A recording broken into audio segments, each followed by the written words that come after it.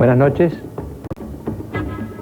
Hora Clave cumple 400 programas esta noche y como yo les anticipé el jueves pasado, tenemos una especie de regalo de cumpleaños, esta nueva escenografía que ustedes van a ver ahora. Me gustó, no tuve ninguna participación. La verdad, la conocí esta tarde, aunque ustedes no lo crean. Pero me gustó mucho y quiero agradecerle a María Grondona, que fue la que la pensó y la diseñó, y toda la gente que intervino, gente de carpintería, maquinaria, pintura, utería, iluminación. A todos ellos muchísimas gracias. Espero que a usted también le guste esta nueva escenografía. Y también le quiero agradecer a Diego Rosario y muchos más que nos mandaron cartas, qué sé yo, tortas, por los 400 programas. Así que muchas gracias a todos.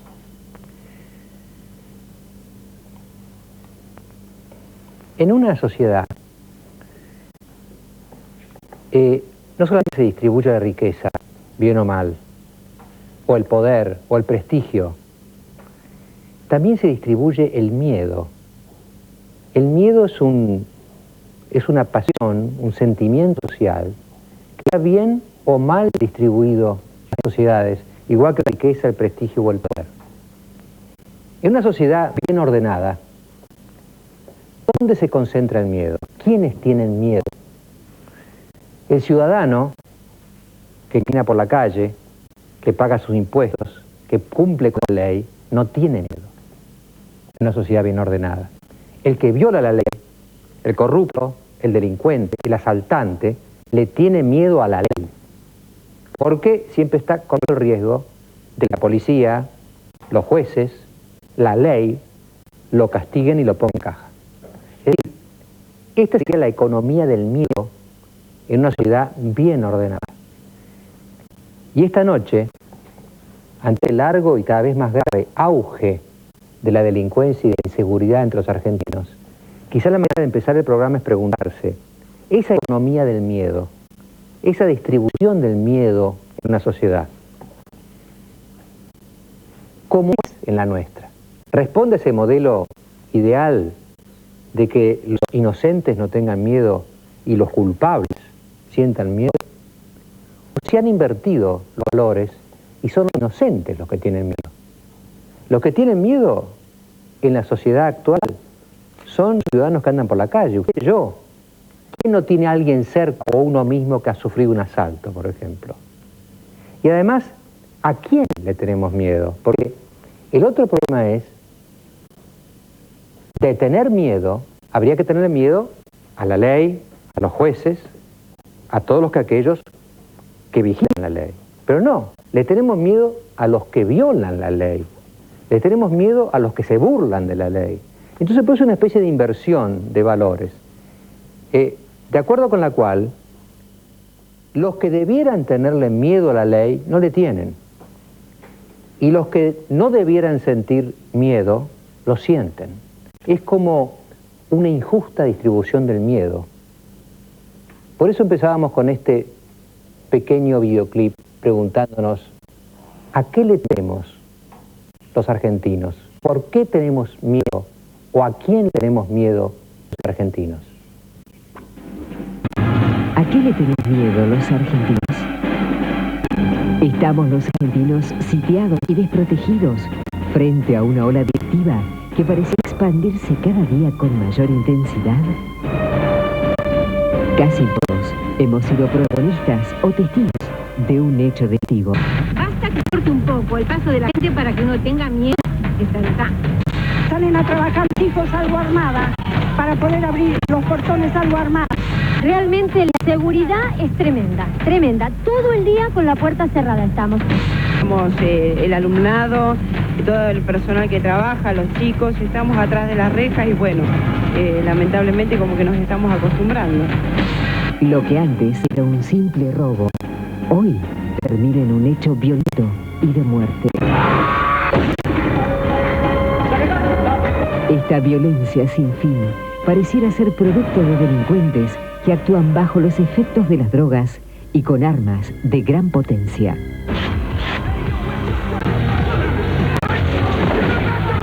A esto se suma un sistema legal deficiente, y un cuerpo policial altamente sospechado de actuar en connivencia con los delincuentes. Otras veces nos conmovemos por casos como el del cabo Ernesto Ayala, un honesto policía que, enfrentando el delito, cayó víctima de esta violencia. Muy buen amigo, muy buen compañero y un excelente policía. La suma de todos estos factores ha generado la aparición cada vez más frecuente de ciudadanos que toman la justicia por mano propia. El justiciero extrajo de entre sus ropas un revólver calibre 9 milímetros y disparó en reiteradas ocasiones contra los pequeños y el joven de 19 años. Luego aceleró el automóvil y se dio a la fuga. Pero él dijo que era una criatura, ¿por qué le siguió tirando así?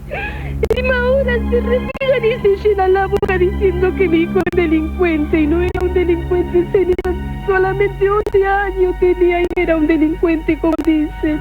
Deberemos, frente a este programa, acostumbrarnos a una sociedad de justicia débil, mano fuerte, o recuperaremos el imperio de la ley y la confianza como estilo de vida.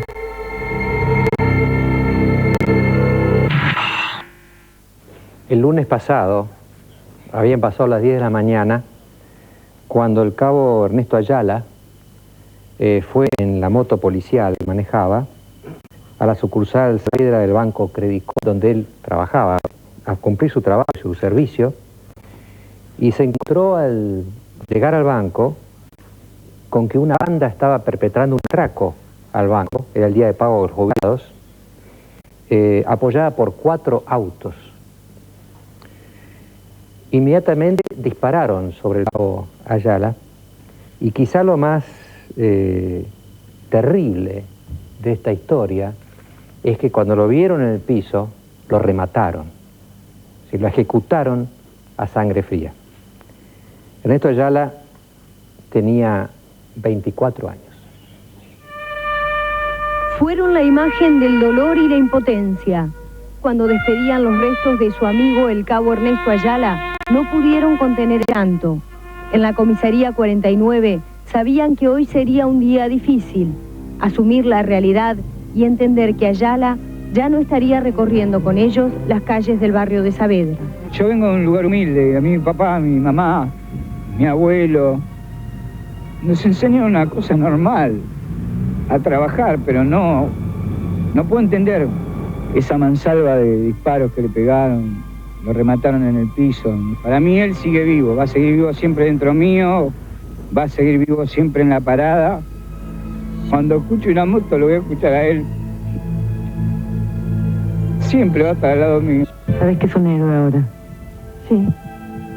Sí, solo... sería mejor un héroe.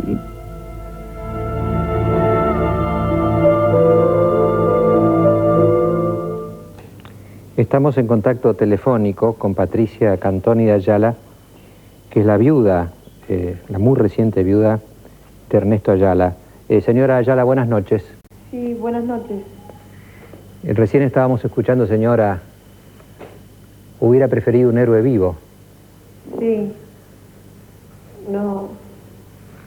Todavía no entiendo, o sea, no, todavía no sé bien qué es lo que pasó y no. De momento no deseo saberlo. ¿Usted cuántos años tiene? 22. 22 años. Sí. Y un chiquito, ¿no es cierto? Sí, de 6 años. De 6 años. Usted, al estar casada con un policía que cumplía guardia en un banco, en otros lugares, ¿sentía miedo? ¿Creía que era una profesión peligrosa? ¿Sentía que podía pasar esto alguna vez? Peligros hay en todos los trabajos, ¿no? Pero era de esperarse siempre que hubiera algún tipo de asaltos y cosas así, pero no, o sea, de esperar la muerte nunca. ¿Él había entrado de chico en la policía?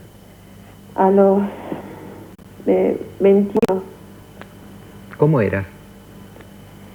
Divertido, travieso, le gustaba divertirse, pero era retraído a la vez. o sea, le gustaba estar con amigos, pero no, si no le invitaban no salía, o sea, era únicamente como, iba si lo llamaban y se divertía, pero si no, no salía. ¿Y usted, ante esto que ha pasado, ha encontrado apoyo en sus vecinos, en la policía, en sus camaradas de trabajo? Sí, por suerte, mucha gente, incluso los que no conozco, me apoyan, me llaman.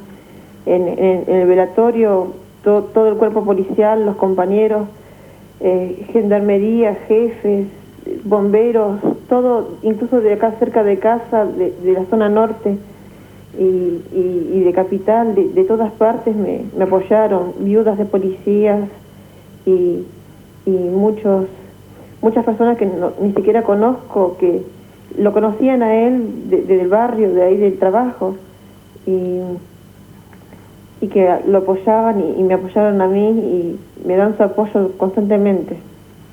Señora Ayala, sí. ¿Qué siente usted respecto de esta gente que no solamente le disparó, sino que lo remató en el piso? Yo en realidad no sabía eso. Yo le dije a la producción de su programa que yo todavía no sabía cómo lo habían matado. Y en realidad lo único que espero es que los encuentren. Y tengo el apoyo de todos sus compañeros y me dijeron que iban a hacer lo imposible por encontrarlo. ¿Y tiene a su hijo? Sí, él es mi mayor apoyo. Señora, toda mi simpatía y un gran abrazo. Gracias. Ustedes son compañeros de él, ¿no? Sí. A mí me impresionó mucho el testimonio de ese otro compañero que salió acá recién en la pantalla, porque uno piensa que los policías son medios como duros, ¿no? Y no son tan duros, parece. Lo que pasa es que la gente se piensa que uno es muy duro por fuera, pero se olvida que también tiene familia y es de carne y hueso por dentro. Bajo el uniforme somos todos iguales. ¿Ustedes están casados? Sí. ¿Los dos? ¿Y sus mujeres cómo viven esto que le pasó al compañero? Y con angustia, con dolor, con pena. Con mucho temor, pero bueno, sabemos que esto tiene que seguir y esto es así. Ahora, ustedes, bueno, acá está el comisario que tiene más experiencia que ustedes, pero el comisario Fernández, pero ¿ustedes notan que se va acrecentando la violencia de los delincuentes? Se dice mucho, ¿no?, que los delincuentes de ahora no son como los de antes, decirlo. ¿Ustedes notan eso en sus relaciones con el delito? Yo no sé cómo eran antes, pero sí, vemos que hay mucha crueldad, mucha maldad, ¿no es cierto? Porque, bueno, muchos supieron cómo lo remataron en el piso y bueno, eso es... Sí, ¿por qué? Es decir, porque uno dice, bueno, que un delincuente no quiere que lo agarren y tira. Pero ya él no podía hacer nada, estaba... No, nosotros nos preguntamos lo mismo. Las mismas cosas. Pero bueno, no sabemos por qué. ¿En qué les cambia a ustedes la perspectiva que tienen sobre su trabajo, sobre su futuro, esto que ha pasado? Bueno, hay que seguir luchando y mirar para adelante, hay que seguir perfeccionándose y tratando de luchar siempre contra lo que se creen delincuentes, que son asesinos, ¿no? Más que delincuentes. ¿Ustedes se sienten apoyados por la sociedad o creen que la sociedad con ustedes tiene una actitud de recelo, de desconfianza? Es así, si la desconfianza está, nosotros lo vivimos en la calle cotidianamente y...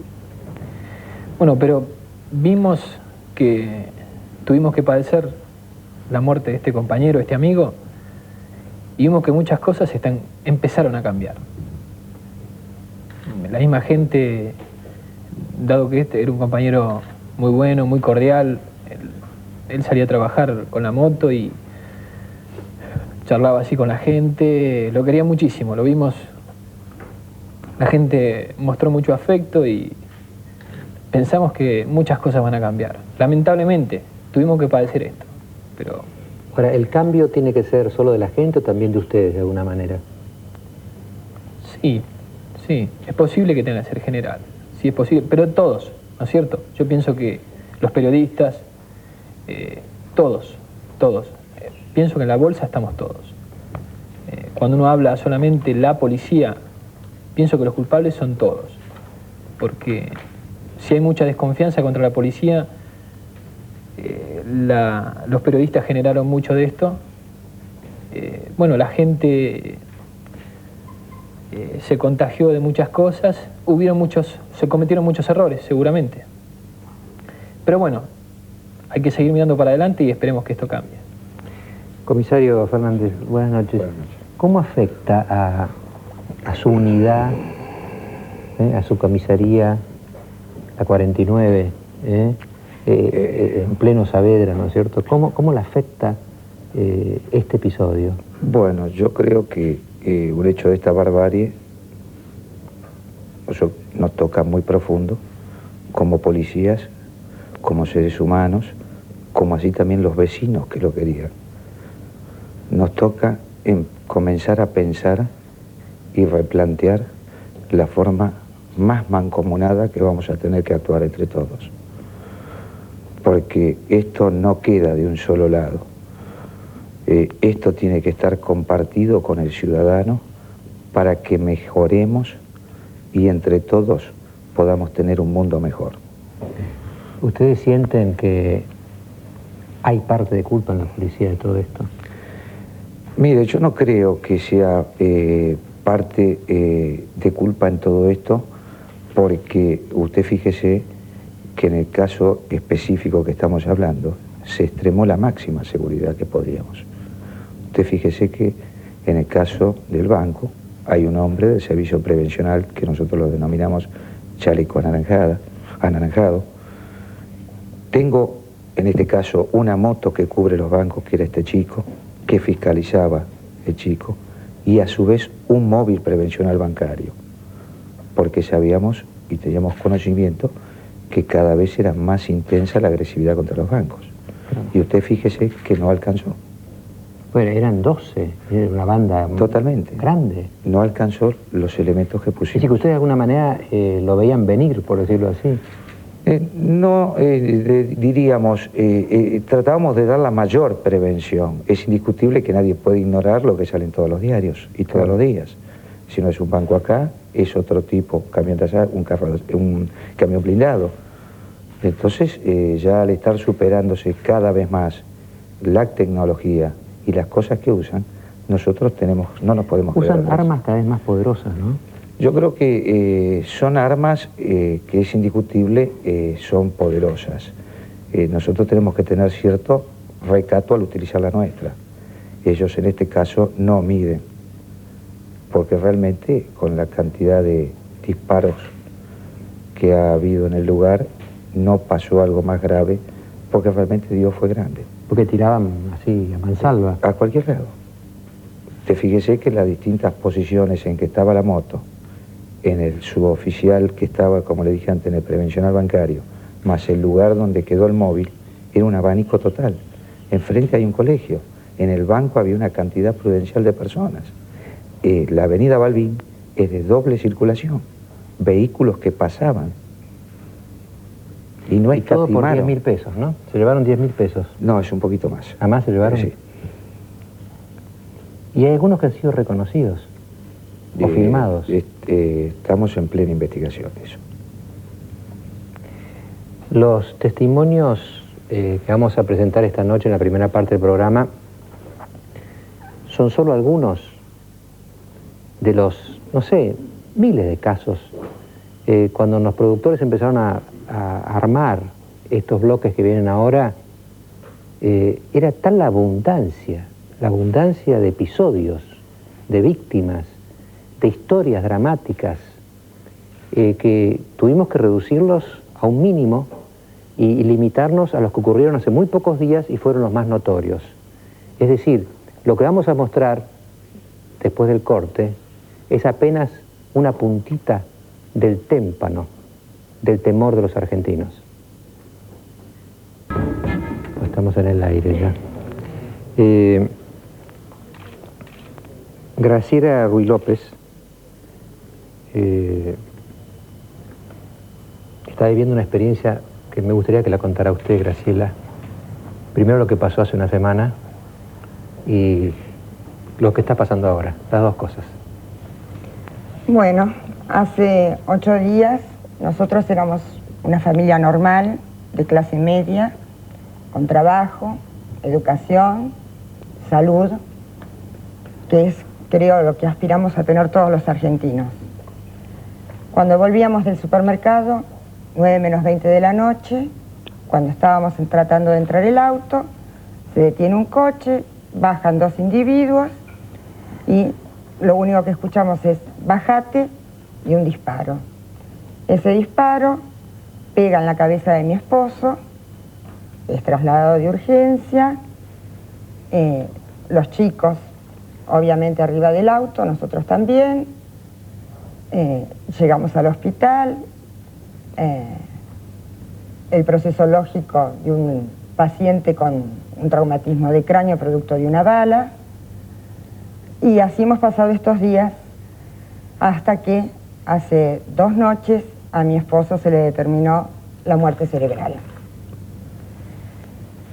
Como los argentinos, relacionándolo con el tema del bloque anterior, tenemos muchos miedos. Uno de los miedos es precisamente el del donar. Y la finalidad de venir hoy acá es precisamente esa. Decir que la muerte de mi esposo sirve hoy, en este momento, a esta hora, porque ya creo que se está terminando la ablación de 7 órganos que van a salvar 7 vidas. Que la tristeza, el dolor por el que atraviesa mi familia, nosotros tenemos un chiquito de 11 años, una nena que va a cumplir la semana que viene 5 años, sus hermanos, su familia, sus amigos, ese dolor que solamente lo sabe aquel que lo ha pasado, queremos que sirva como una lección de vida y que Miguel pueda seguir hoy viviendo en 7 personas que nos esperan y que esperan que seamos todos solidarios. Porque esto no es un problema mío, un problema de ella, un problema de otro. Es un problema de una sociedad que está enferma. Entonces debemos reaccionar como sociedad, debemos generar nuestros propios anticuerpos y la única forma de generarlos es ser solidarios, ser responsables y fundamentalmente reclamando a aquellos que tienen la obligación de velar por nuestra seguridad, por nuestra salud, por nuestra educación y por nuestro trabajo. Graciela, usted con Miguel, con su marido, ¿habían hablado alguna vez antes de la posibilidad de donar órganos en caso como finalmente como lo ocurrió? ¿O es algo que ocurre ahora? No, es un tema que yo creo que se debe hablar en muchas casas. Lo que pasa que, bueno, el trámite es engorroso, hay que decidirse a hacerlo, a veces uno no tiene tiempo, a veces uno piensa que tiene toda la vida por delante y que va a tener tiempo para hacerlo. En realidad era un tema que se manejaba, pero en el momento es un tema que tomó exclusivamente su familia. Claro. La decisión de firmar y de donar los órganos ha sido mía porque soy la esposa y ha sido compartida por todos los miembros de la familia. A usted, a sus hijos, a su familia, el hecho de donar estos órganos y saber que hay 7 personas que van a vivir con esos órganos y gracias a esa donación, ¿les sirve de consuelo? O más bien yo le preguntaría, ¿de qué manera la consuela? Yo creo que en este proceso, yo pensaba hoy que este proceso tiene 3 etapas para mí. La primera etapa es el dolor ante la pérdida, ante lo irreparable. La segunda etapa ante cómo explicarle a mis hijos todo esto. La segunda etapa es en cierta forma la paz. A encontrar una paz interior y en cierta forma encontrar una especie como de felicidad en saber que él sigue en otros. Y la tercera etapa es la de la búsqueda de la justicia. Porque generalmente cuando pasan estas cosas uno se siente como invadida por sentimientos de ira, de venganza. Y a mí esta vez no me ha pasado eso, porque yo creo que estoy haciendo lo que él quería que hiciéramos y porque creo que esto tiene que servir de una lección de vida. Nosotros habíamos sufrido otro asalto a mano armada el 2 de septiembre en la casa. Estábamos los dos chicos y yo a las 3 de la tarde. Estábamos haciendo unos arreglos y aprovecharon que había albañiles y entraron.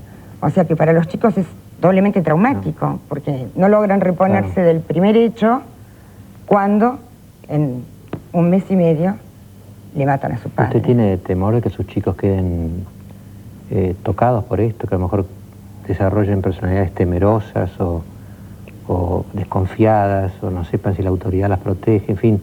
¿Puede afectar, le parece, al desarrollo de sus chicos esto? Los chicos tienen miedo. Los chicos tienen miedo. No quieren quedarse en la casa. Quieren que, si por ello fuese, que nos mudásemos mañana. Tienen miedo. Además, bueno, es una cosa de todos los días. Los chicos ven televisión, andan por la calle, lo ven a diario. Así que la fuerte no hay más remedio que sea usted. Sí, en este momento sí. Usted sabe que de los primeros programas que yo hice, en estos 400 que celebramos hoy, una señora de McCarthy, si usted se acordará, mejor lo vio, que tenía un chiquito de 4 o 5 años, que lo pateó un caballo. Y ella contó también cómo tuvo una especie como de iluminación en ese momento. Y donó los órganos del chiquito, ¿no? Y a partir de ahí se convirtió en una especie de militante de la donación de órganos, ¿no? Sí. Es como que toda la gente que tiene grandes dolores necesita encontrarle un sentido a las muertes. Exactamente. Que no sea un absurdo, ¿no? Exactamente. Por eso creo que como sociedad tenemos que tomar conciencia que si no participamos, que si no nos unimos, no hay futuro. Claro, sí. ¿Qué futuro tienen mis hijos? Las desgracias tendrían que hacernos mejores personas. Exactamente. No peores personas. Exactamente. Y usted por ese camino doloroso está en esa misma dirección, me parece a mí.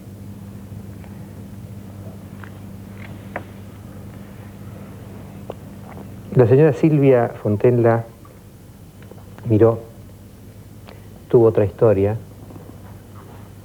parecida, distinta y parecida, ¿no? Parecida. Igual están muertos los dos. Sí, porque su marido, cuando yo estaba produciendo el programa, tenía muerte cerebral, pero no estaba muerto, digamos, no, oficialmente declarado muerto. Estaban haciéndoles unos estudios para ver si había terminado de eliminar el pentotal en sangre. Es decir, yo en este momento a mi marido todavía no lo enterré. Lo suyo fue unos 10 días antes, ¿no es cierto? El 18 de octubre fue atacado y el 19 falleció. Wences íbamos a andar en bicicleta siempre todos, los sábados o los domingos, al tren de la costa. Ese sábado Wences fue con Mariano, mi hijo del medio de 13 años, y como tenía problemas para estacionar el coche cuando iba al consultorio, estaba averiguando precios de ciclomotores. Su marido era ginecólogo. Mi marido era ginecólogo, amante de la vida. Y la última casa de motos que visitaron fue la de Sufriategui Libertador, y subieron por Sufriategui para venir a casa. Yo vivo en Florida, partido Vicente López, en bicicleta, y a las 4 de la tarde llamó el teléfono y yo creía que era él, que decía: Mamuchi, estamos llegando, pero no. Ese día fue Mariano para decirme: mamá, a papá lo asaltaron. Digo: ¿dónde está papá? Está tirado en el piso, pero no te preocupes, mamá. porque papá está durmiendo. Y sabe una cosa, señor Grondona, no lo banco esto. No lo puedo tolerar, porque en primer momento dije, qué omnipotente que soy, ¿por qué no me puede pasar a mí? Si la provincia de Buenos Aires es el lejano oeste, es exactamente lo mismo. Lo que pasa es que uno tiene la omnipotencia de pensar, a mí no me va a tocar, y a mí me tocó, y a Güences lo mataron. Tratamos de salvarlo, se hizo lo imposible, pero a las 24 horas murió, nunca más pude hablar con él. Yo digo, antes de donar los órganos, yo quiero que se haga algo, no quiero llegar a hablar de la donación de órganos, quiero llegar a hablar de que tu marido lo mataron y que mi marido también lo mataron, y quiero que en la provincia de Buenos Aires se haga algo. Mi marido era médico y cuando entraba a un quirófano tenía el mismo estrés que un policía, que un ejecutivo, pero era su deber, se jugaba, y yo necesito, y lo voy a hacer por él, que todos nos juguemos en cada trabajo, en cada profesión que tiene que cumplir uno. Porque si no, seguimos hablando, y este es el país del hablar. Yo estoy acá hoy porque mis hijos me lo pidieron, pero en mi casa cayó una bomba atómica. En 30 segundos se destruyó mi familia. Tiene 3 chicos, ¿no? Tengo uno de 17 años que se llama Wenceslao, Mariano que tiene 13, que estaba con él, y Tomás que tiene 7 años. Y que cada vez que escucha la puerta me dice, no, espera, porque quizás es papá el que entra. Ahora, qué anestesia que hay. Que realmente de todo el relato, que usted se ha enterado por su hijo, ¿no? Sí, él iba pedaleando y pasaron 2 personas en una moto. Mariano recuerda desde que el padre está en el piso, tenía la cabeza destrozada, no quiero pensar en eso, y no se acuerda de más nada. Sí, recuerda cuando el que iba atrás se subió en la moto, se agarró de las piernas del que manejaba y se fueron corriendo con la moto por Sufriategui. Ahora, ¿atacaron qué? ¿Para sacarle el dinero? ¿Para... No, pero yo le voy a contar una historia porque lo enferma que estoy yo y pienso que la mayoría de la sociedad. Yo me enojé con Güences después de muerto porque me di cuenta que tenía un reloj de marca que se había comprado él cuando tenía 20 años. Estaba tan enferma como casi todos los argentinos que dije, ¿cómo flaco te llevaste el reloj de marca? Después de eso pasé a pensar, a agradecer a Dios, gracias porque no lo tocaron a Mariano, que Mariano no corrió a defenderlo. Y después yo dije, estoy loca. ¿Por qué mi marido no podía llevar algo que se había ganado con su trabajo? A ese grado de enfermedad estamos. No me lo voy a perdonar nunca, me enojé con él encima. Cuando descubrí el reloj de goma que se ponía para andar en bicicleta, es que estaba rota la hebilla. Pero quiero decir el grado de enfermedad que tenemos. Como si el pecado él no fuera el culpable de que fue atacado. Yo lo primero que hice es enojarme y después agradecer de que no lo mataron a Mariano. Y bueno, ¿y a quién le paso esta factura de mala praxis? Cuando un médico se equivoca en un quirófano, tiene un juicio por mala praxis, yo quiero que me conteste la sociedad, ¿a quién se le pasa la factura de mala praxis? Dígame, Silvia, ¿cómo está Mariano? Triste, pero si ellos me ven fuerte a mí, ellos van a seguir bien. Y bueno, está siendo atendido. Ya volvemos.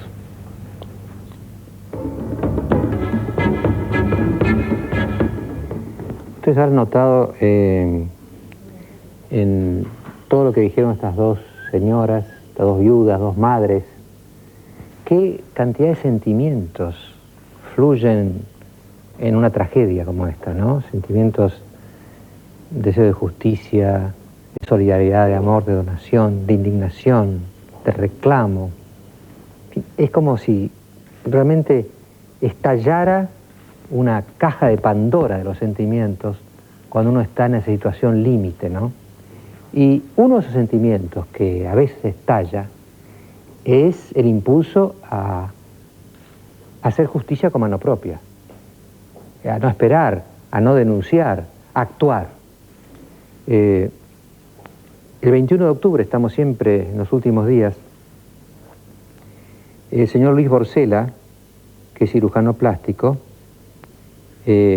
bajó a un almacén de Quilmes y dos ladrones lo intentaron asaltar. Salió en persecución de ellos y un vecino le dio un revólver. Dijo, toma. Tomó el revólver, los persiguió unos 500 metros y disparó. Uno de los jóvenes, muy jóvenes que estaba ahí, Luis Carlos Lares, Pichulo, de 15 años, cayó muerto. Hay una gran discusión sobre si ellos estaban armados o no estaban armados. Claro, esto es muy distinto porque si estaban armados, de defensa propia, si no lo estaban, es el ingeniero Santos, es otro justiciero que hay en la Argentina. Hoy está conmigo Clara Rosa Lares, es la madre de Pichulo. ¿Cómo fue? ¿Fue como yo lo conté, señora? Sí, pero no estaban armados. No estaban armados ellos. Lo voy a decir, porque no estaban armados. ¿Y usted cómo se enteró de lo que le pasó? Porque yo estuve de las 9 de la mañana, 9:30 de la mañana, que ya me avisaron, y me fui por el campo corriendo, y él estaba tirado en la zanja. ¿Usted estaba en su casa y alguien le avisó? Yo estaba trabajando. Ah, estaba trabajando. Al frente nomás. Corrí y ya lo habían matado. Me avisaron cuando ya estaba muerto.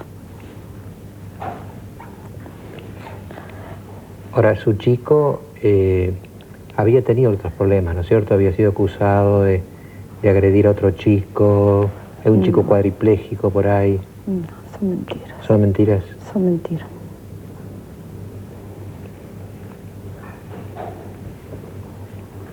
¿Usted qué le parece que este doctor Borcela se habrá equivocado? ¿Habrá disparado sobre quien no era? Sí, porque el chico no llevaba arma para matarlo así como lo mata. No tenía arma, no tenía. ¿Él andaba con un grupo de amigos siempre o...? Sí, pero estaba solo ahí. ¿Él estaba solo? Sí, tirado ahí solo, sin nada. Sin nada, sin nada, sin nada. Yo no entiendo qué clase de médico es. Si el chico le entregó las cosas. El chico le había sacado unas cosas. Claro, pero se las entregó. Y le dio un tiro ¿cómo se llama? En la ingle. Y el chico ya no podía caminar. Y le tiró las cosas y le dijo, no me mates. Le dijo, corre. Y el chico no podía correr. Y cayó y le dio el tiro en la espalda. Así es como me lo contaron, la persona que estaba ahí. Así que él va, lo persigue a su chico. Sí.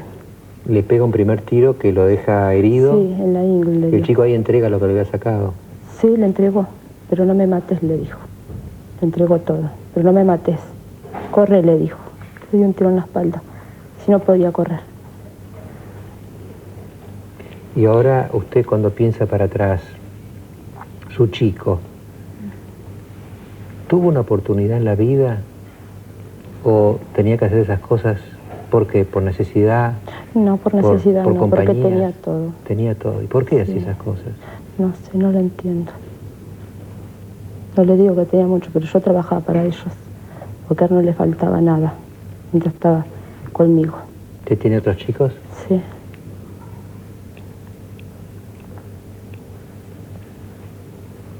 Y supongamos que en lugar de pasar lo que hubiera pasado, lo que pasó, lo hubieran detenido a su chico. Sí, estaba de ¿Usted hubiera acuerdo. aceptado eso? Sí, estaba de acuerdo. Pero no así como lo mató. Es un asesinato eso. Yo estuve de las 9:30 de la mañana hasta las 3 de la tarde que se lo llevaron.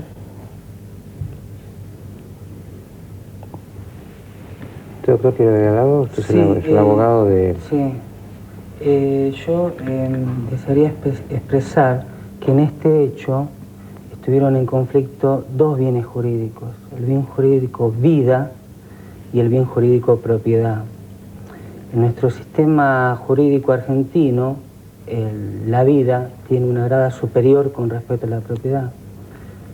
Lamentablemente, en esta causa ha prevalecido la propiedad sobre la vida. Porque a él lo escarcelaron, ¿no es cierto? El doctor Borcela. Al doctor Borcela, su señoría ha resuelto, en base al artículo 389, libertad por falta de mérito, cosa que yo considero que no está, bueno, respeto la decisión, pero no, me parece que no está bien fundamentada, y bueno, creo que se ha tergiversado con los valores, ¿no? Lo invitamos al doctor Borcela, pero no hubo manera que viniera. ¿La versión que cuenta la señora es la versión única o hay otra interpretación? Mire, la versión de la señora está respaldada por todas las declaraciones testimoniales de los testigos que han presenciado el hecho en el mismo momento que ocurrieron. Me llama la atención que su señoría no haya evaluado esas declaraciones testimoniales. Bueno, no sé, ya es una facultad del juez, obviamente yo como hombre del derecho la respeto, pero bueno, creo que en esta causa va a haber que correr el velo para demostrar verdaderamente el chico la verdad, ¿no? Que era más una ratería que mire, un asalto a mano armada. Hubo un desapoderamiento de un maletín y de un pasacassette. En el maletín llevaba papeles, jeringas y curitas. Bueno, en esta causa parece que se ha valorado más esos objetos materiales inanimados que una vida. ¿Cuántos chicos le quedan, señora? 6. 6 chicos. ¿De qué edades? De 21, de 19, de 12, de 4 años, de 3 años y de 2 años. ¿Y usted lo mantiene usted? Sí, yo. ¿Sola? Sí. ¿Solita? Sí, yo lo mantengo. Siempre lo mantuve a los 7.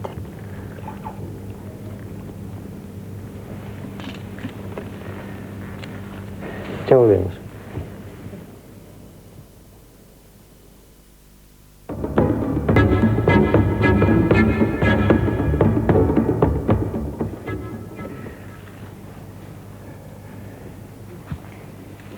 Intendente Rico. Ahora tengo que decir intendente, le dije diputado, le dije teniente coronel, intendente. En San Miguel, mucha gente cree que usted ganó porque supone que va a poder ofrecer seguridad. Supone bien. ¿Supone bien? Sí. ¿Y cómo va a ser? En principio me voy a poner al lado de la policía. Decía así como en San Miguel hace falta que la población recupere la confianza en la administración, también hace falta que la población recupere la confianza en la policía. Y además voy a poner en funcionamiento algunos sistemas para reemplazar los miedos del vecino. El vecino sabe perfectamente, sobre todo en los barrios carenciados, dónde se esconde el delincuente, quién es el que vende la droga, dónde se alojan las patotas. No lo denuncia, primero porque no tiene confianza en la policía algunas veces, y segundo porque sabe que aunque la policía ponga preso al delincuente, normalmente sale libre porque los jueces no tienen instrumento para condenar. Hace mucho tiempo que se ha legislado en la Argentina para los delincuentes. Así que voy a cumplir la función esa que el vecino no puede cumplir, de escuchar al vecino en forma reservada y cumplir la función de denuncia y, si es necesario, ir a buscar a los patotes, a los delincuentes donde corresponda. Ya lo estoy haciendo. ¿Usted cree que así se resuelve el tema? No, así no se resuelve el tema, porque la policía, como el intendente, opera sobre los efectos. Y acá hay que operar sobre las causas. Acá todo le cargan la romana a la policía. Y están olvidando la función de los políticos. Son los políticos los que tienen que operar sobre las causas. Acá el aumento de la delincuencia es notable porque hay un aumento exponencial de la marginalidad. El modelo en desarrollo, que es de exclusión social, hace que la marginalidad aumente en forma exponencial. No hay ningún sistema de seguridad social ni policial que sea capaz de ponerle límite a este sistema. Entonces hay que volver a un modelo que sea de inclusión social. Nosotros queremos seguridad como en Alemania o queremos educación como en Francia y pagamos a los policías y a los maestros como en Biafra. Y no se invierte donde corresponde, se transfiere al extranjero. La policía de la provincia de Buenos Aires tendría que tener 100.000 hombres, bien educados, bien instruidos, bien equipados. En la provincia de Buenos Aires hace falta una justicia de instrucción, no la hay. Y en la provincia de Buenos Aires hace falta un buen sistema carcelario. No es únicamente el problema de la policía, y hace falta leyes que le permitan a los jueces condenar. Así como el ciudadano le tiene que tener respeto y le tiene que tener confianza a la policía, el delincuente le tiene que tener terror al juez. Y hoy los delincuentes se ríen de la sociedad. Y bueno, hay que cambiarlo, pero es un problema político, no es un problema de la policía. Diputado Alessandro, ¿usted coincide? En parte sí. Creo que tenemos que analizar las soluciones específicas que tiene el problema de la seguridad y de la violencia en nuestro país, en la provincia de Buenos Aires y en distintos lugares. Pero hay que reconocer que hay una cuestión de base de la que no nos podemos alejar. Creo que la cuestión socioeconómica, la falta de empleo, la marginalidad, la pobreza que trae aparejada y los bajos niveles de educación también tienen mucho que ver con esto, porque si uno analiza a la población carcelaria va a ver que es en general una población con muy bajo nivel de educación y de instrucción. Me parece que a la par de una política económica que incluya y que no excluya, también tiene que haber una fuerte énfasis en la educación en nuestro país. Creo que con una mejor educación que llegue a todos, creo que es posible empezar a trabajar no sobre las consecuencias, sino sobre las causas, pero rápidamente, no cuando cambien las situaciones económicas, ahora. Y después me parece que también, indudablemente, la política específica de seguridad debe ser una política, no como ahora, que lamentablemente, porque a todos nos es imposible sustraernos de situaciones que se están viviendo, que creo que recién las palpamos nítidamente, me parece que a veces se actúa más impulsivamente con la sangre y hasta, digamos, sanguíneamente, no racionalmente y hasta demagógicamente. Entonces me parece que hay que analizar cuáles son las soluciones reales. Es evidente que la presencia policial en la calle, disuadiendo, va a ayudar mucho. Pero me parece que tenemos que ver también qué tipo de policía.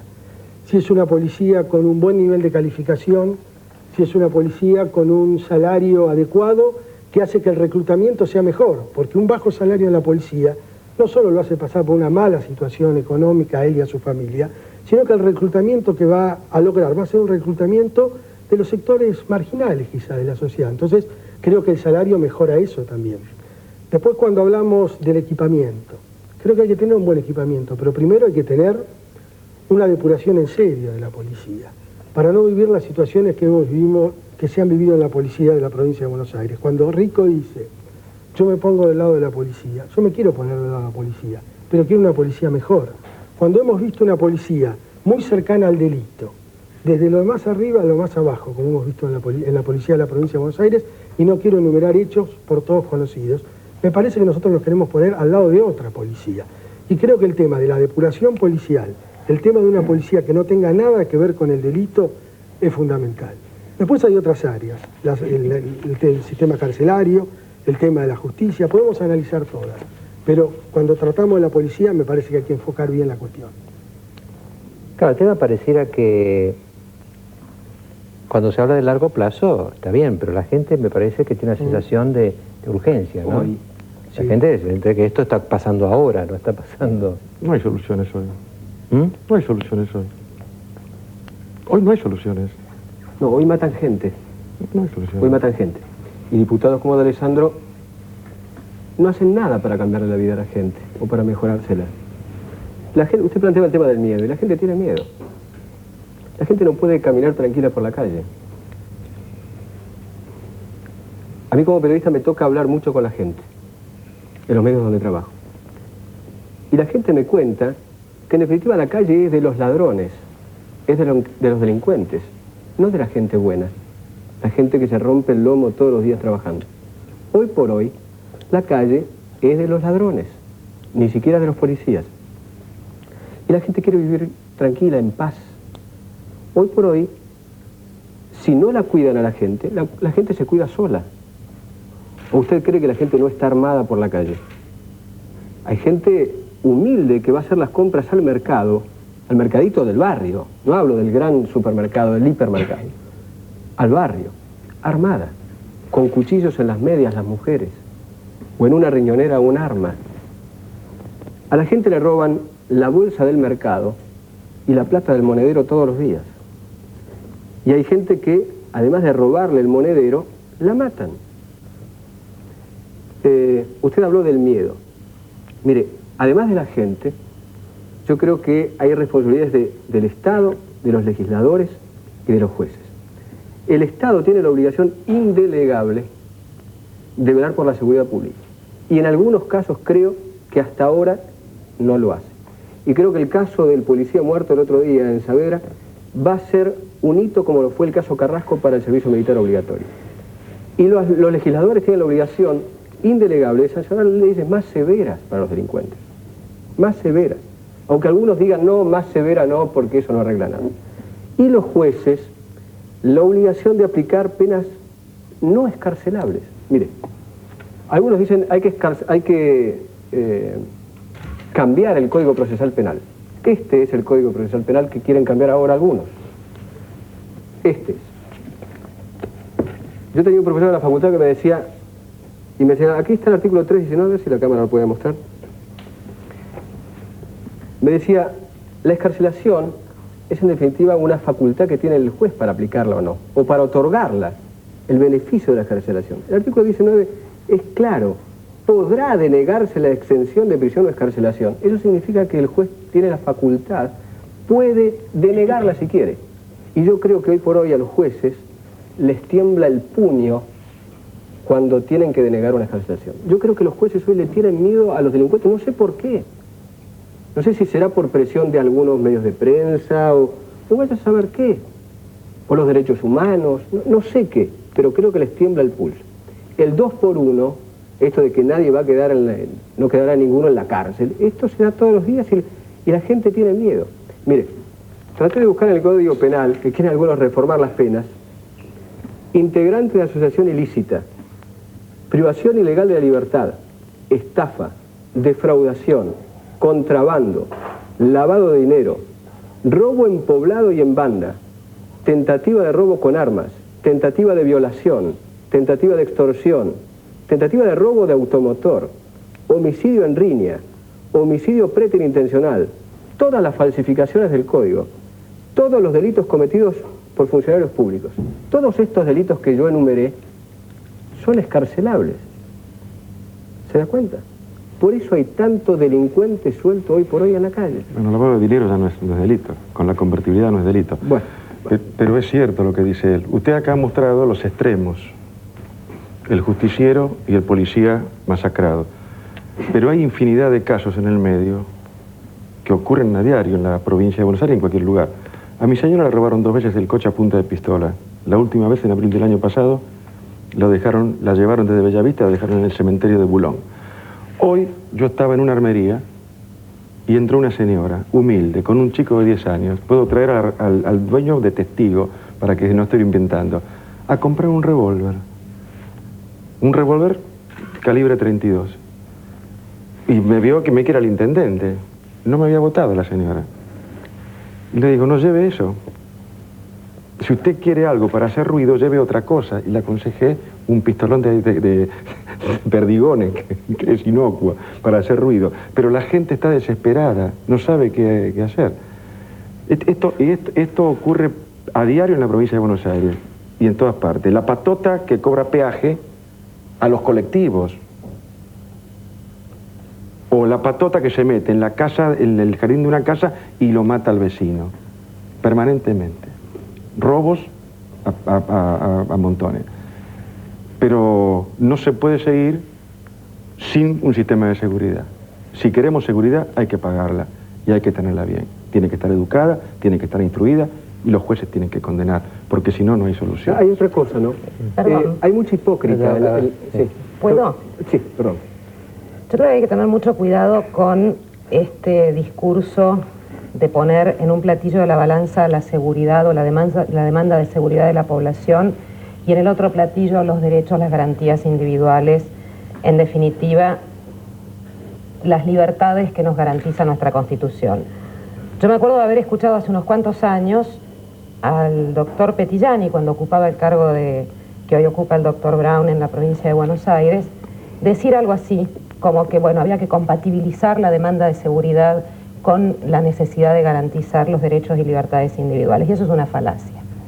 Es una mentira absoluta porque ninguna sociedad puede siquiera empezar a pensar en ser segura si primero no es una sociedad donde el primer obligado a respetar los derechos y garantías de las personas y además obligado a protegerlos, que es el Estado, lo cumpla a rajatabla. Acá se dijeron algunas cosas sumamente peligrosas.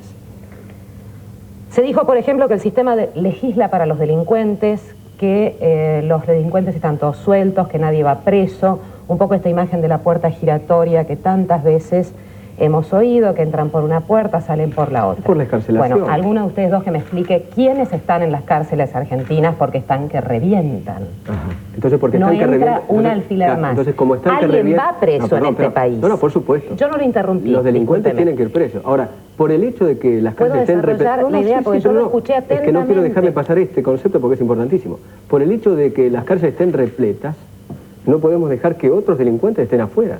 Matando, robando, violando. Pero no podemos afirmar que nadie va preso cuando justamente no hay una unidad penitenciaria, ni federal ni provincial en la República Argentina, que no esté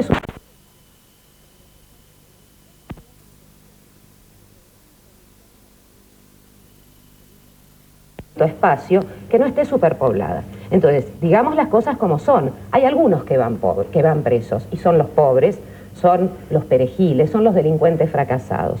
No van presos otros delincuentes, como no han ido presos, por ejemplo, quienes están indultados. No han ido presos incluso quienes se han armado contra las instituciones democráticas y republicanas. ¿Lo dice y por han mí? sido indultados. Nunca fui acusado de eso, le aviso. Hay un expediente caratulado Rico, Venturini y otros, en el cual en ¿Qué delito? 4 de diciembre de 1990 salió publicado en el diario Página 12 yo estaba detenido que había sido se equivocó, indultado. Seineldín. Bueno, de todas maneras, lo Rico. concreto no, infórmese es que bien, porque no usted todos los que está delinquen mintiendo. van presos en la República Yo estoy de acuerdo con Argentina. usted. Por ejemplo, los que defraudaron en el caso IBM, Banco Nación, tampoco están Exacto, presos. y justamente en No, yo esa coincido con lista usted. de delitos escarcelables, la enorme mayoría son los delitos económicos. Y todos los delitos que tienen como sujeto activo a los funcionarios públicos son por lo general escarcelables. Estoy de acuerdo con usted. Y hay otro tema más. Cuando se plantea estas campañas de ley y orden, amenazar, agitar estos fantasmas del aumento de la delincuencia, de generar este miedo del que se hablaba... pero se lo agita, se lo agita con un deliberado propósito de generar aún más miedo.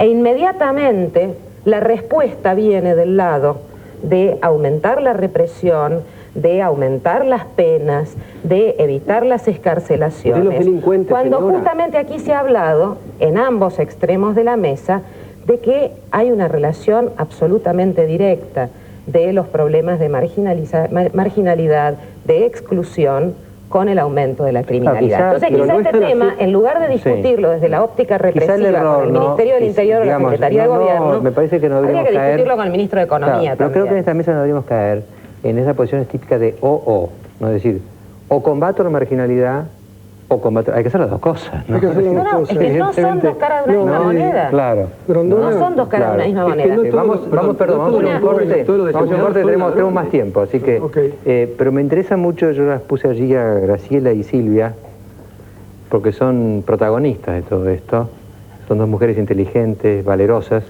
y me va a interesar cómo reaccionan ustedes frente a lo que están escuchando, porque lo que están escuchando es la discusión del problema que para ustedes no es un problema teórico, es una tragedia personal.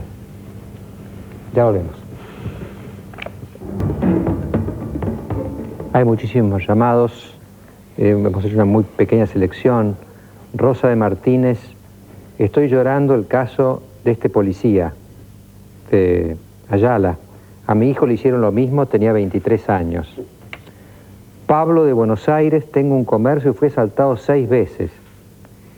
En muchas oportunidades me defendí y han detenido a 2 de ellos, pero salen libres a los 10 días de entrar en la comisaría. Tamara de San Miguel, mi marido es policía, trabaja muchas horas y arriesga su vida por 700 pesos. Incluso tiene que pagarse sus ropas, los cursos de capacitación, etc. ¿Cómo es posible? Jorge de Villa Pueyrredón, acá hay derechos humanos para los delincuentes, pero no para las víctimas. Estamos en contacto con María del Carmen de Quilmes. María del Carmen es madre de Leticia, que fue una chica, fue muerta durante un asalto. María del Carmen, buenas noches, la estoy escuchando. Buenas noches, señor Grondona. Le agradezco muchísimo, sobre todo porque mi hija no murió por un asalto. Justamente, mi hija vio, porque estaban asaltando a otra persona, y por un acto de buena persona, ella gritó, déjenlo. Ahí recibió un tiro.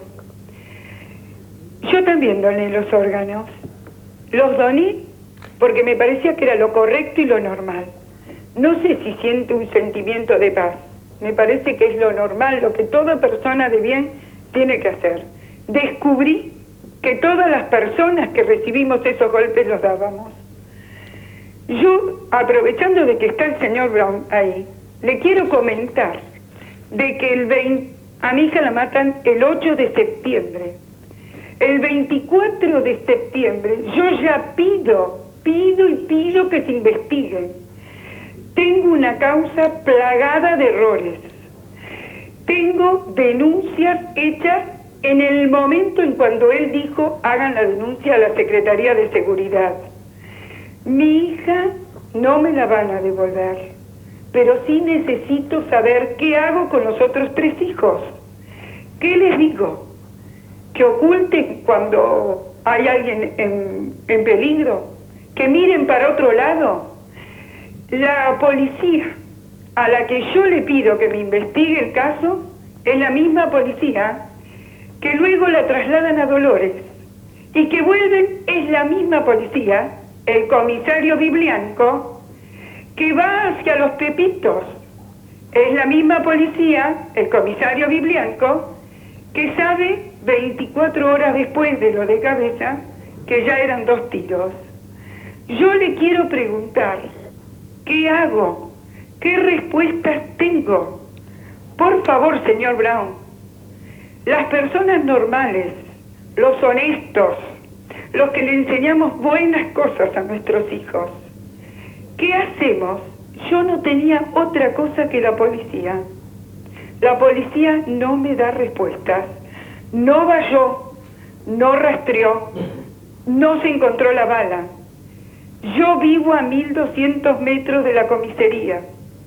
A la policía la vi por primera vez en el momento en que me dan la ropa y que me la piden para el peritaje. Y hasta la ropa perdieron. ¿Qué respuesta me puede dar? Cuando yo el 7 de julio hago la denuncia correspondiente y veo que entre esos policías que yo denuncio es el que lleva a Ríos del brazo. ¿Dónde fue a parar esa denuncia? Usted me tiene que dar respuestas. Yo le di respuesta a la sociedad. Hice buena gente. Yo tenía una hija de 22 años. Una hija que pintaba. Una hija que mirando la causa veo que tenía los órganos perfectos.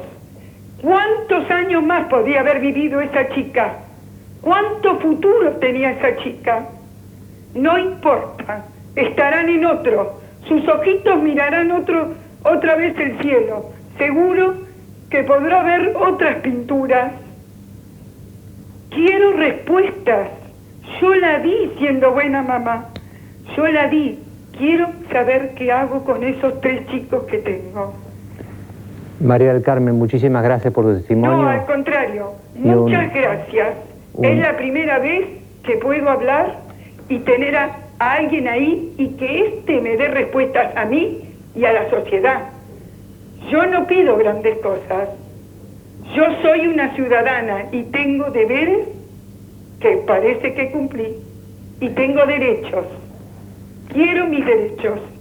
Muchas gracias, señor Grondona. Muchas gracias, María del Carmen, y espero que antes de que termine este programa el doctor Brown pueda referirse a lo que usted ha dicho de una manera que la deje, por lo menos, con un poco menos de dolor. Sí, yo quería ver que Graciela y Silvia, que están allí, si ustedes tienen alguna observación que hacer sobre lo que se ha oído hasta ahora en esta mesa, sería el momento de hacerla. Yo pienso que si fuera por mí usted no tendría más programa, doctor Grondona. Discúlpeme, o para solamente recibir los informes que tendrían que pasar los políticos. Yo creo, y vuelvo a repetir, que en este país se habla y se sigue hablando. Y a mí no me interesa escuchar a los políticos. Yo quiero que el doctor Brown, que el diputado, que el senador, a mí me informe lo que hace. No quiero más chamullo. Nada más. Yo estoy de acuerdo con algunas cosas que se plantearon ahí, con el tema de la marginalidad, con el tema de la escasez de fondos, de la policía. Pero en este momento voy a ser un poco irónica. El gobierno cree que la marginalidad la combate teniendo a los chicos recluidos en la escuela 9 años. El Estado cree que entre sus obligaciones no está el mantener la seguridad de la gente. Que la justicia es una utopía. Los legisladores creen que es más importante discutir si tenemos la número 10 en la selección o no. Los políticos creen que todavía a principios del siglo XXI la oratoria sigue siendo la mayor de las ciencias. Y los ciudadanos comunes, los que vivimos, trabajamos, criamos hijos, los seguimos mirando cada vez con más decepción y yo diría que con más asco. Entonces, mediten qué es lo que nos van a dar de respuestas. Ella no tiene esposo, sus hijos no tienen padre, yo estoy en la misma situación. ¿Qué esperamos? ¿Qué esperamos? ¿Justificar a todo el mundo? Esa tampoco es la solución. Yo no puedo decir, y fulanito fue preso porque pobre en su vida pasó penurias y todo lo demás. Tampoco puedo seguir con ese código, porque no es lo mismo el que hizo el desfalco del Banco Nación que el que le pegó un tiro al marido de ella y el que le pegó un tiro a mi marido. Y dejó 2 familias sumidas en la tragedia. Todavía quería hablar, Alessandro. No, es duro, es difícil, pero y obviamente uno lo que comprende absolutamente, y quiero que no se tome como un discurso de un político, porque nos podemos equivocar, hacer las cosas mejor o peor, pero entendemos, o algunos entendemos los problemas y tratamos de buscar una solución. Me parece que es difícil en este ambiente sustraerse a los casos concretos y tratar de pensar en las soluciones, pero le digo en serio, y lo vuelvo a repetir, mi obligación es pensar en las soluciones. Entonces estamos ante una situación que es miedo de la población, miedo en serio ante la falta de seguridad. No es un invento creado, yo creo que hay un miedo ante la... Paralelo, un miedo y una desconfianza también de la sociedad a las instituciones y al Estado que le tendría que dar protección, porque esa es la realidad. Entonces, estas situaciones ocurren porque la gente se siente absolutamente desprotegida. Y como el problema es profundo, no hay una sola solución. Yo en general creo que no hay una solución sola para nada. El código es una parte del problema, la policía es una parte y las fuerzas de seguridad una parte importantísima del problema, la situación económica, la situación cultural, la situación educativa y la situación de las cárceles es una parte del problema. Y esto no es un discurso. Entonces, si la policía es un problema, tenemos que pensar en cómo reformamos la policía. Yo creo que con el esquema de policía, sobre todo en la provincia de Buenos Aires, y ya la policía de cualquier partido político, creo que una policía tiene que estar mucho más ligada a la comunidad. Tiene que ser una policía más de condado, como es en Estados Unidos, que una policía de un gran estado que es dificilísimo de controlar. Entonces tiene que haber una ligación y una participación con del ciudadano, del vecino, con la policía mucho más grande que la que hay con este esquema de seguridad. Porque la gente demanda seguridad y lo vota Rico, pero Rico es intendente, y el secretario de Seguridad es Brown, y el gobernador de la provincia de Buenos Aires es Duhalde. Entonces, a veces la gente se aferra a soluciones que no son las soluciones reales, lamentablemente. Entonces, me parece que hay que tener una visión mucho más integral del tema, y el problema de la sensación o la realidad de los que entran por una puerta y salen por la otra, me parece que no es exclusivamente una solución, un problema del código. Me parece que a veces es una actitud de los jueces, que hay que analizar caso por caso. Creo que a veces actúan automáticamente y tendrían que revisar más caso por caso. Entonces, digamos, lo que planteó Feynman, que fue una agresión personal, creo que no le importa a nadie. A lo que le importa son a la gente la solución de los problemas, y yo me voy a remitir a la solución de los problemas, que creo y pido en esto que no estamos haciendo un discurso, estamos tratando de ver en serio cuál es la causa, para ver en serio cuáles son las soluciones, porque muchas veces las soluciones que se proponen son facilistas, son demagógicas y son escapistas. ¿Le puedo contestar al diputado porque hizo alusión a mí? Yo no lo ataqué personalmente, diputado Alessandro. No me importa, Feynman. ¿No le importa? No. Usted me dijo que yo lo ataqué personalmente. Por eso dije que no me importaba, porque yo le digo, más serio. No, es que yo le digo que yo no lo ataqué personalmente. Yo digo que los diputados, como usted es diputado, es diputado. Entonces, sus colegas y usted no se preocupan como se tienen que preocupar en la Cámara de Diputados todos los días, porque nosotros como ciudadanos, todos los ciudadanos, con nuestros impuestos le pagamos el sueldo, para que usted legisle para la gente. Y no, como tiene usted colegas sentados en el recinto, que se preocupan por la camiseta número 10 de Maradona, o por la capital nacional del meteorito, o por la fiesta nacional del choclo. Estamos hablando de otra No, estamos hablando de su trabajo. No simplifique, no analice un problema. No estoy analizando, estoy hablando de hechos concretos y reales. Usted, como yo creo, el cuerpo legislativo no cumple, en definitiva, con la gente. No cumple con la gente. Asúmalo. Claro, asúmalo. Yo creo que un poco el tema, a mí me parece que es este, ¿no? Ahora el problema es enorme. Un problema enorme, ¿no es cierto? Con miles de... Entonces, ahora, claro, resulta muy difícil diseñar una solución a la altura del problema. Pero este problema vino creciendo. Es decir, acá ha habido...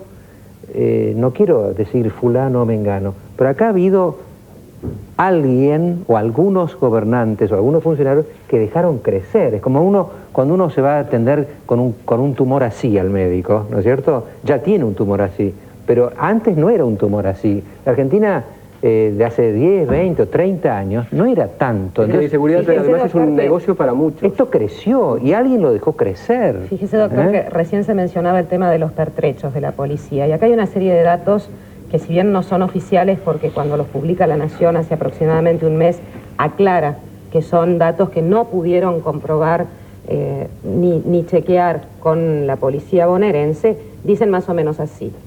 En febrero del 96, la bonaerense tenía alrededor de 46.000 hombres. Para esa cantidad de personas había más de 47.000 pistolas, lo cual es absolutamente razonable, una por cada efectivo. A eso hay que sumar otras 13.000 armas letales, entre rifles, lanzagranadas, fusiles, etc. También suena razonable. El detalle interesante es que el total de juegos de esposas que contaba el personal de la bonaerense en febrero del 96 para 46.000 hombres era de 4.360. Si usted hace la cuenta, le da un par de esposas cada 10 policías y medio, lo cual significa que si un policía tiene que llevar una persona 100 metros o 20 metros caminando, porque la detuvo, tiene que llevarla con el arma en la cabeza. Y después pasa Javier Rojas Pérez y el arma se disparó por error, porque el gatillo es celoso, porque estornudé, porque se me paró una mosca en la nariz. Chalecos, incluyendo antibalas, reflectivos y antimotines, según La Nación, en febrero del 96 la bonaerense tenía para 46.000 hombres 3.098. Eso significa un chaleco cada 15 policías. Un policía que tiene un chaleco antibalas, además de tener su propia vida protegida, tiene un segundo más para pensar, para reflexionar, antes de disparar, antes de poner en peligro la vida de un transeúnte que no tiene nada que ver con el enfrentamiento real que está teniendo en ese momento, como en el caso de Vanessa Perinetti, como en el caso de Sergio Schiavini. Tiene un segundo más para reflexionar acerca de estos valores jurídicos protegidos diferentes de que se hablaba en el bloque anterior, la propiedad y la vida. Estamos cerrando el bloque, pero tengo un llamado de Gustavo de Villa Ballester, que me dice aquí la producción, no sé, la producción me dice que es un justiciero porque mató a 2 delincuentes. Gustavo, buenas noches. Hola, ¿qué tal? Buenas noches. ¿Es verdad, Gustavo, que usted mató a 2 delincuentes? Bueno, sí, este es un caso que ocurrió el día 3 de agosto del año 89. Es un caso que no se dio mucho a difusión por consejo de los abogados defensores que teníamos en ese momento. Después de ocurrido el hecho, bueno, yo me presenté a la comisaría y el mismo juez le aconsejó a mi esposa que no contratara abogados porque no era necesario, porque a ojos vistas era un caso de legítima defensa. ¿Estaban armados? Ellos sí, sí, sí. ¿Usted también? Sí, por supuesto, yo tenía un arma en casa, un arma que era heredada de familia y por supuesto que se usaba para... O sea, no se usaba, se tenía como para defensa. Ahora, fíjese, Gustavo, recién acá estábamos hablando con Rico y Rico estaba diciendo que le había desaconsejado a una señora que se comprara un revólver porque yo pienso igual que Rico, le digo, ¿no? Yo por lo menos tengo un revólver en la casa, que ya se muere un chico, qué sé yo, no sé qué pasa. Sí, yo ideológicamente pero usted no, con Rico, pero... a usted le resultó el revólver. Ah, sí.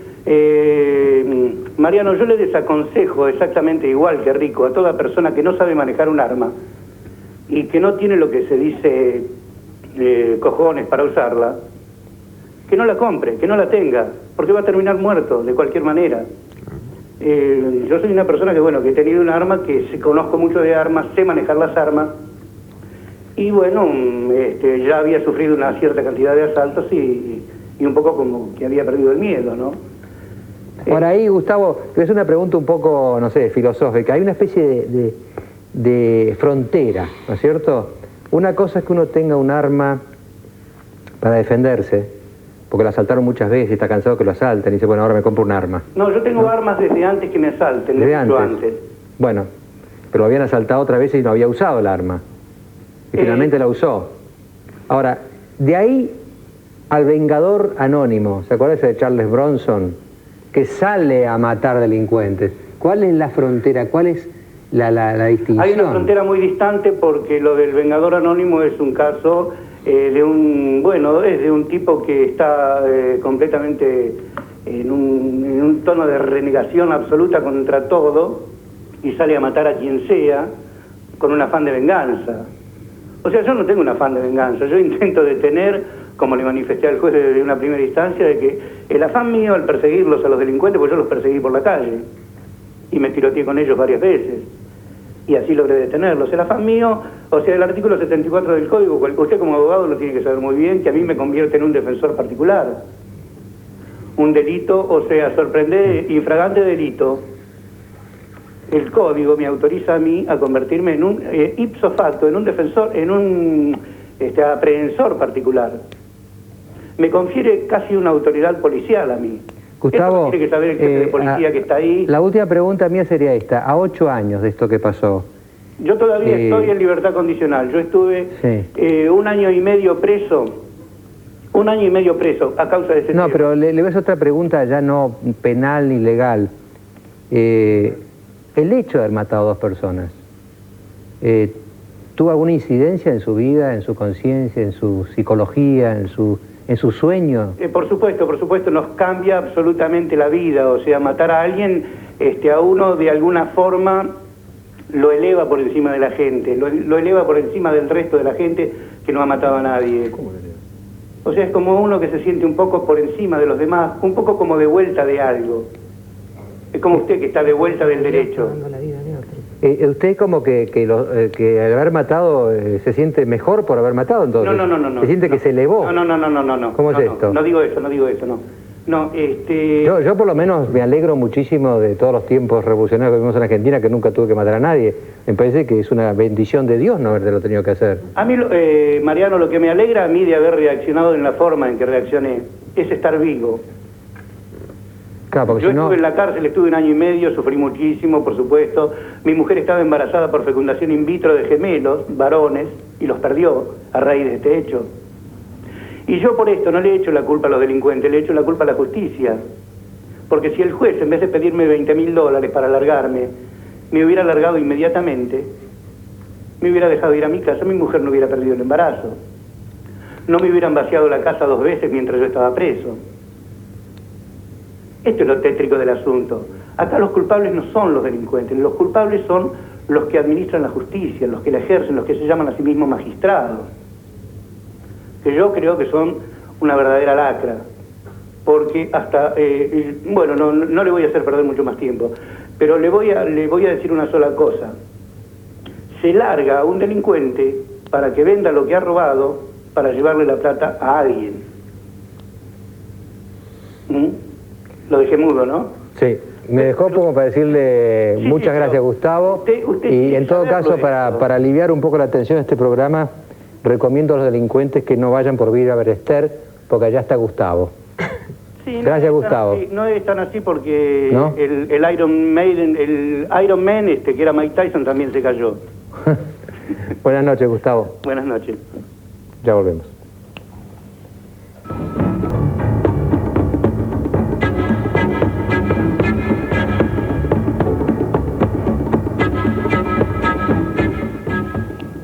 Bueno, doctor Brown, usted fue protagonista silencioso de unos cuantos pasajes de este programa.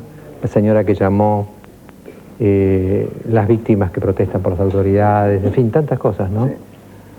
Realmente yo decía a Pelachi que estoy impactado, ¿no?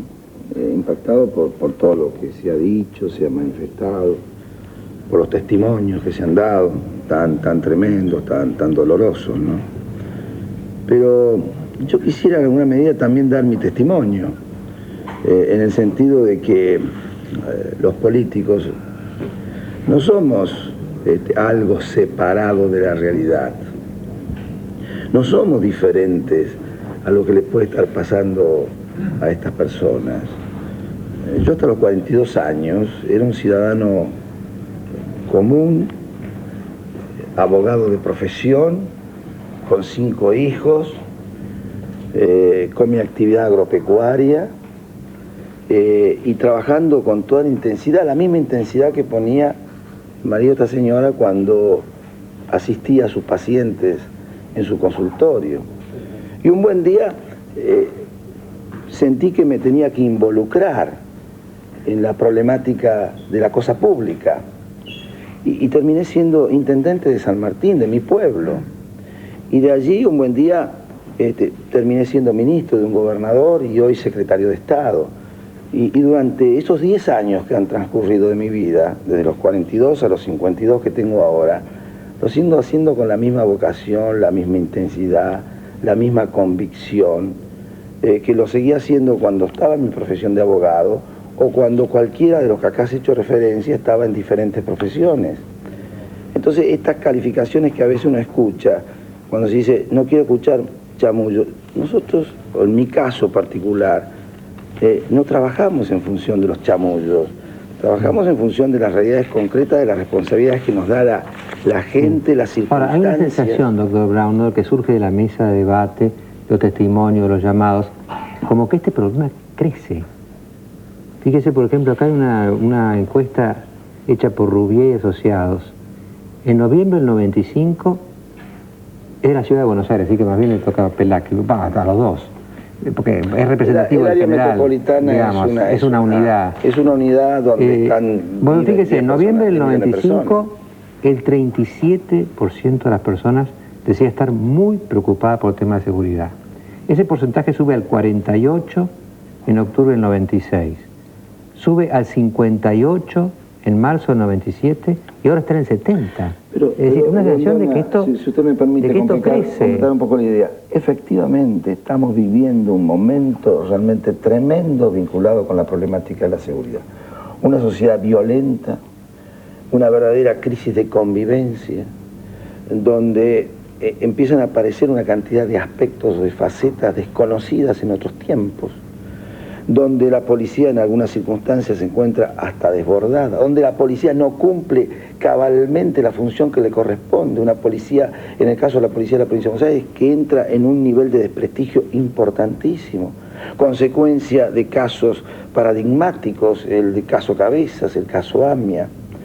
Y lo que nosotros tenemos que hacer es tratar de ver cómo logramos revertir toda esta situación. Hoy a la mañana nosotros tuvimos una reunión de 4 horas con la Comisión Permanente de Asesoramiento de la Seguridad Provincial, integrado por las cámaras empresarias, integrado por las entidades de las sociedades rurales, integrada por los abogados, profesores de las facultades, jueces, fiscales, sociólogos, en la búsqueda de que de esto que las Naciones Unidas ha llamado la seguridad sustentable.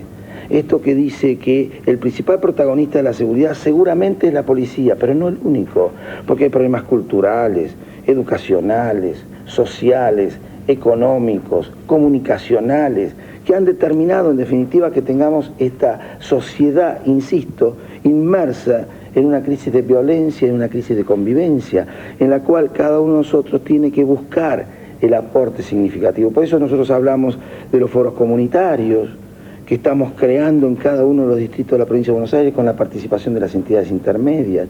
Por eso hablamos del defensor de la seguridad, que es un integrante de esos foros comunitarios, elegidos por ellos, que durante 2 años va a estar funcionando como un verdadero controlador del debido y adecuado funcionamiento de la policía como institución en su área y en su distrito.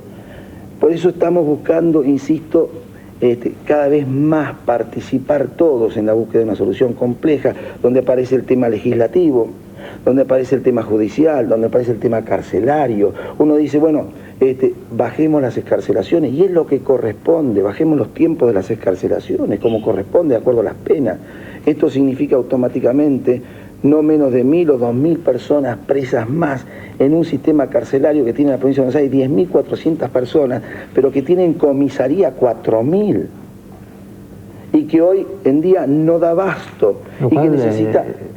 Distorsionan el rol de la comisaría. Absolutamente. Se convierte en una cárcel.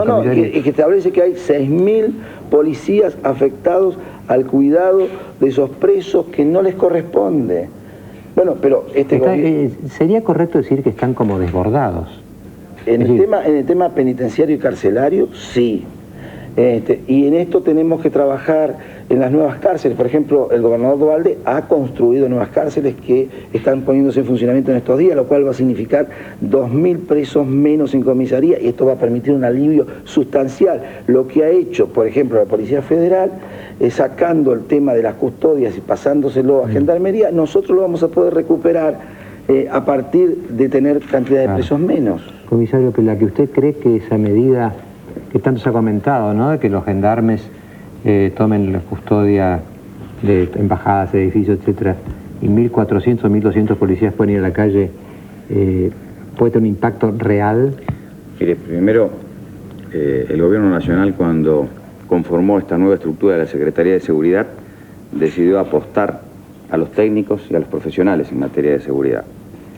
Entonces, yo creo que puedo hablar con absoluta honestidad y decirle que habíamos llegado a ese 70% que usted me menciona de sensación de inseguridad en la sociedad, y con esto, quién sabe, alcanzamos también un punto de inflexión, porque no sé si usted se acuerda, doctor Grondona, en aquel programa, cuando usted lo cerró, dijo: comisario, ahora me quedo más preocupado, cuando hablé del grado de violencia que estaba instalado. Han pasado unos cuantos meses.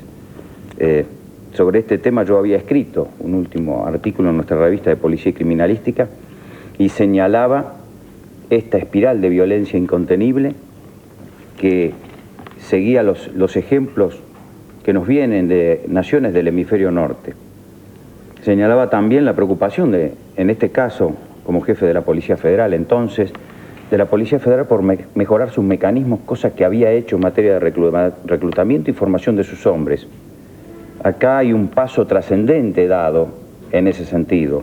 Y entonces hay que eliminarlo del discurso político, porque si no yo a los políticos los invito a auditar nuestros programas de enseñanza, a visitar los establecimientos de las fuerzas de seguridad, Gendarmería, Prefectura y Policía Federal, para que vayamos concretamente a los hechos y no al discurso, porque no reconocemos quizás avances que se han dado y de esa manera no estimulamos a los hombres que con magros sueldos se preocupan por capacitarse aún en sus horas francas. Claro, es como si hubiera un desequilibrio, ¿no? Es decir, ustedes han progresado, pero el mal ha progresado más. Sí, señor. Es decir, usted es como un médico que aprendió unas técnicas nuevas, pero resulta que los virus se multiplican de una manera... No, pero los virus no vienen solamente del sector que menciona Pelacci o del área exclusivamente policial, viene del conjunto social.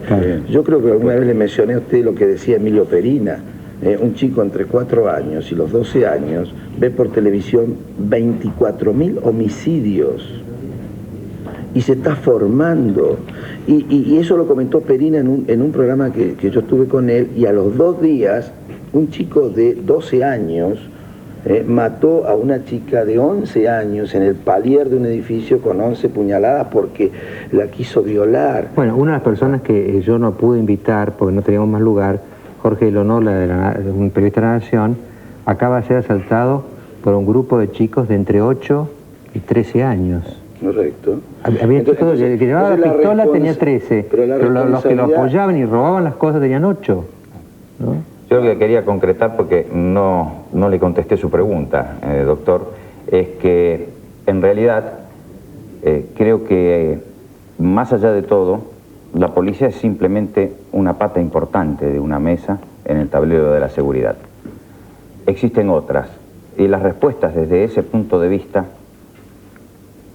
corresponden evidentemente no solamente a la clase política, por supuesto, al gobierno, sino que deben hacer convertir el tema de la seguridad en una situación de Estado, más allá del partidismo político. Y desde el punto de vista policial, usted me preguntó si estos 1000 hombres que van a salir de la custodia de las comunidades ¿Te parece, judías... Pelacci, esa famosa frase que hay, que la economía es demasiado importante para dejarla en manos de los economistas, o la guerra es demasiado importante para dejarla en manos de los militares, la seguridad es demasiado importante para dejarla solo en manos de los policías? Sí, no me cabe la menor duda que es así.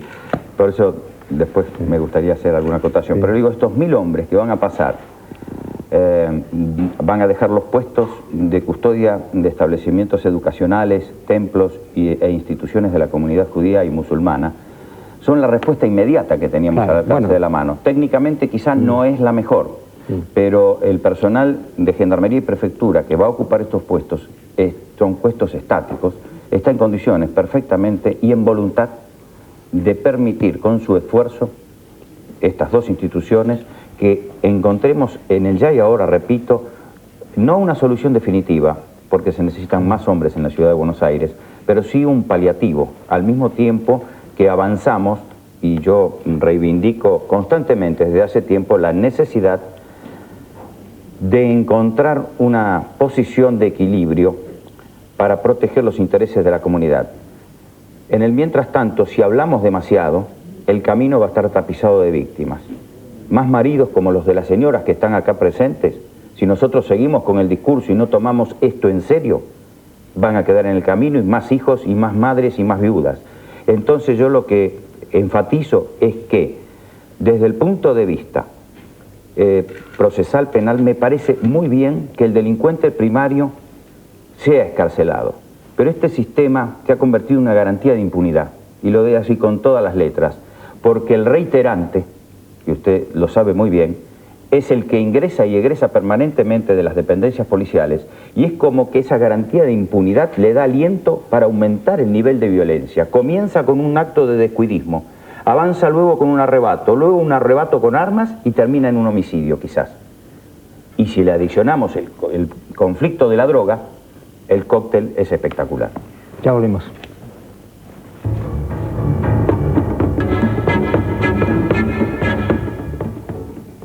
Lo único que me queda es dar las pocas luces que puedo dar con mi cabeza a este problema junto a Graciela y Silvia, como un acto de casi desagravio por lo que no hemos sabido hacer hasta ahora. En 30 segundos, los minutos finales. Querida, ¿El sobre de siembra que dejé por acá? Recién lo vi, ¿no estaba por acá? Yo le pregunté a papi que era esta carta que le mandaron. Me dijo que era de siembra. ¿Qué? Siembra son los señores que le guardan la plata hasta que él no trabaja así, después se le van dando para que le haga lo que quiera. ¿Qué hacemos con la plata? Estamos hablando. ¿Y si le compramos un pelito? Disfrute de su presente. Por su futuro trabaja Siembra AFJP, su compañía para toda la vida. Yo me estaba acordando, cuando pasaba todo esto, no tiene tendencia a veces intelectual de abstraer y a enfriar los problemas cuando razona. Cuando uno razona, deja de vivir, enfría, ¿no? Y me estaba acordando un libro que había leído hace unos años de la función que cumplían los alérgicos. Porque en los grupos sociales, las enfermedades tienen funciones. Entonces, ¿para qué están los alérgicos? Para avisarle al resto del grupo lo que hace mal, ¿no? Entonces, por ejemplo, hoy hay gente que está enfermando por polución. Hay gente que no se enferma por polución. Pero como hay gente que se enferma, el resto nos damos cuenta de que hay algo grave ahí. Graciela y Silvia, que están acá, tienen la terrible desgracia, tragedia, de ser como ejemplos extremos, como alérgicas del mal que vivimos todos. En ellas sufrió un extremo el mal. En ella el mal llegó al límite de lo tolerable. Entonces el resto que miramos, nos damos cuenta que hay algo muy serio. Y si algo demostró la conversación de toda esta noche, es que es un problema gravísimo, que ha crecido enormemente. Es decir, el tumor de la inseguridad y del miedo a quienes no deberíamos tenerles miedo, ese tumor ha crecido en proporciones gigantescas, quizá sin que nadie le prestara mucha atención. Y ahora está ahí. Y ahora está ahí frente a nosotros.